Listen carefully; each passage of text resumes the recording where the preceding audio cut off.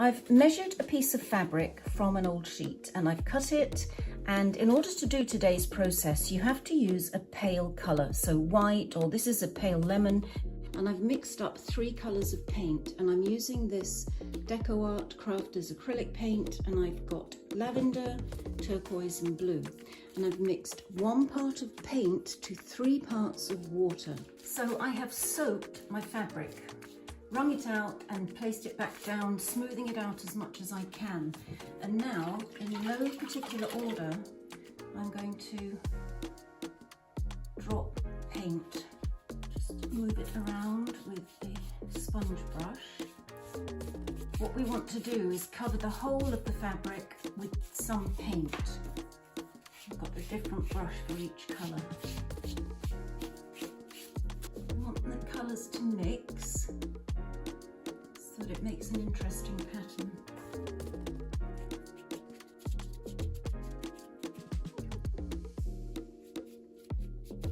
Okay, it's all covered now, and it's all pretty random.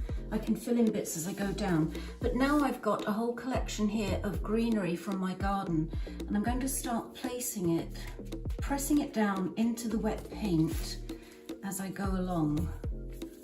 Just no particular order, just as it comes along. I've got some ferns. If you feel it's not sticking particularly well, you can pour some more paint over it, and that actually creates quite an interesting pattern underneath it. Okay, you don't want to cover the whole thing, but we certainly want to make it look interesting. Okay, it's all pretty much squashed down now. It's all covered with paint and all the leaves are in place. So now I'm going to carry this out into the sunshine. Here we are outside, and I just leave it now in the sun to dry. It's completely dry now, so now we're going for the big reveal. So we just pull off the leaves. Whoa! You may have to get your nails to scrape the sticky ones off. But as you can see, oh wow, how pretty is that?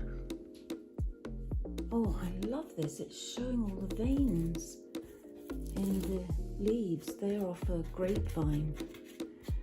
So don't worry if you can't get all the bits of greenery off to start with, because we will be washing this in hot soapy water in a moment. Okay, so as you can see, it has worked, but this fabric is really stiff now because it's got excess paint on it. So I'm going to soak it in some hot soapy water and let it dry, and then I'll be back. And here is my finished table runner. So I washed it out, and a lot of paint did come out of it, but it hasn't changed the colour significantly at all, and I think it's just really, really pretty. Because I've used acrylic paint, it is completely fixed now. The colours will not run, but I would hand wash it. I wouldn't put it in the machine. Very, very easy to do, and really, really stunning. And actually the back is as pretty as the front, if you wanted a more subtle look. I really hope you've enjoyed this episode and I have inspired you to have a go. I really hope you do it. It's so much fun and so easy.